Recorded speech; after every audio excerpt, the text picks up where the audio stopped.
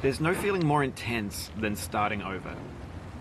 If you deleted your homework the day before it was due, as I have, or if you left your wallet at home and you have to go back after spending an hour in the commute.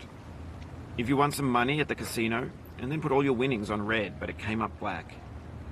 If you got your best shirt dry cleaned before a wedding and then immediately dropped food on it. If you won an argument with a friend and then later discovered that they just returned to their original view. Starting over is harder than starting up. If you're not ready for that, like if you've already had a bad day, then what you're about to go through might be too much. Feel free to go away and come back. I'll be here. Alright, thanks for coming with me on this trip. I'll understand if you have to take a break at any point. Just find a safe place to stop and quit the game. And don't worry, I'll save your progress, always. Even your mistakes. This game is a homage to a free game that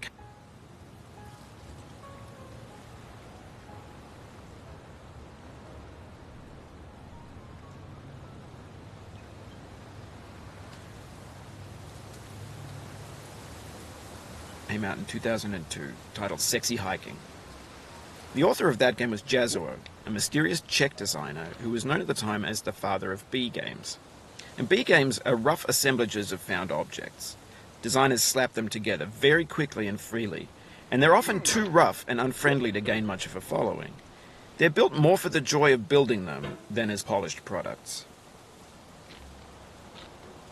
In a certain way, Sexy Hiking is the perfect embodiment of a B game. It's built almost entirely out of found and recycled parts, and it's one of the most unusual and unfriendly games of its time. In it, your task is simply to drag yourself up a mountain with a hammer. And that act of climbing, in the digital world or in real life, has certain essential properties that give the game its flavor. No amount of forward progress is guaranteed. Some cliffs are too sheer or too slippery, and the player is constantly, unremittingly in danger of falling and losing everything. Anyway, when you start Sexy Hiking, you're standing next to this dead tree that blocks the way to the entire rest of the game. It might take you an hour to get over that tree, and a lot of people never got past it. You prod and you poke at it, exploring the limits of your reach and your strength, trying to find a way up and over. And there's a sense of truth in that lack of compromise. Most obstacles in video game worlds are fake. You can be completely confident in your ability to get through them once you have the correct method or the correct equipment or just by spending enough time. In that sense, every pixelated obstacle in Sexy Hiking is real.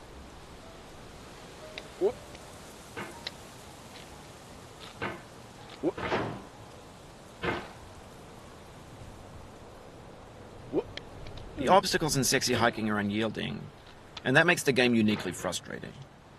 But I'm not sure Jazuo intended to make a frustrating game.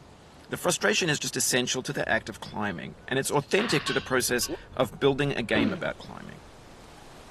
A funny thing happened to me as I was building this mountain. I'd have an idea for a new obstacle, and I'd build it, test it, and it would usually turn out to be unreasonably hard. But I couldn't bring myself to make it easier. It already felt like my inability to get past the new obstacle was my fault, as a player rather than as a builder. Imaginary mountains build themselves from our efforts to climb them, and it's our repeated attempts to reach the summit that turns those mountains into something real. When you're building a video game world, you're building with ideas, and that can be like working with quickset cement. You mold your ideas into a certain shape that can be played with, and in the process of playing with them, they begin to harden and set until they're immutable, like rock. And at that point, you can't change the world. Not without breaking it into pieces and starting fresh with new ideas.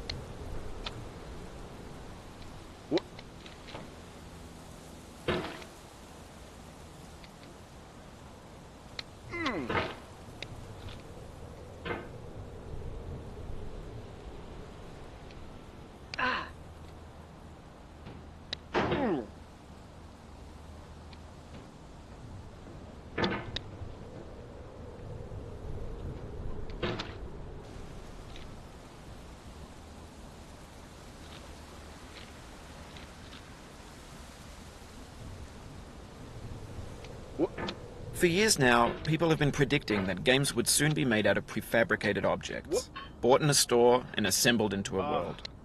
And for the most part, that hasn't happened, because the objects in the stores are trash. I don't mean they look bad or that they're badly made, although a lot of them are. I mean they're trash in the way that food becomes trash as soon as you put it in the sink.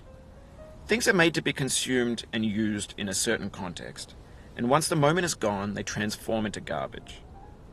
In the context of technology, those moments pass by in seconds. Over time, we've poured more and more refuse into this vast digital landfill that we call the internet. It now vastly outnumbers and outweighs the things that are fresh and untainted and unused. When everything around us is cultural trash, trash becomes the new medium, the lingua franca of the digital age. And you can build culture out of trash. But only trash culture. B games, B movies, B music, B philosophy. Maybe this is what digital culture is. A monstrous mountain of trash, the ash heap of creativity's fountain. A landfill with everything we ever thought of in it.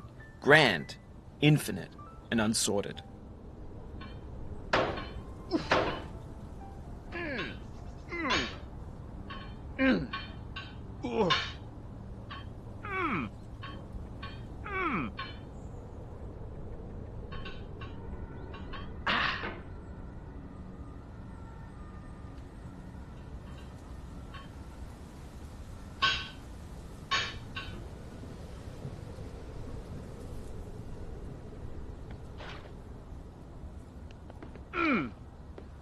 There's 3D models of breakfast, Gen X's fanfic novels, Scan magazines, green screen Shia LaBeouf, banned snuff scenes on LiveLeak. Facebook's got lifelike bots with unbranded adverts and candid shots of Kanye and Taylor Swift mashups, car crash epic failed GIFs, Russian dashcam vids, discussions of McRibs, discarded, forgotten, unrecycled, muddled, rotten, untitled. Everything's fresh for about 6 seconds, until some newer thing beckons, and we hit refresh. And there's years of persevering, disappearing into the pile, out of style, out of sight. In this context, it's tempting to make friendly content that's gentle, that lets you churn through it but not earn it. Why make something demanding if it just gets piled up in the landfill, filed in with the bland things?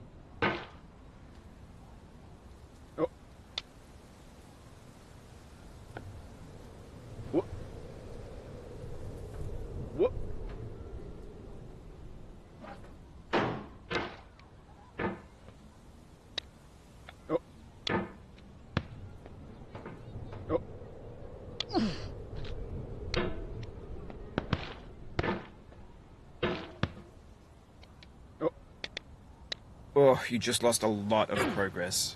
That's a deep frustration, a real punch in the gut.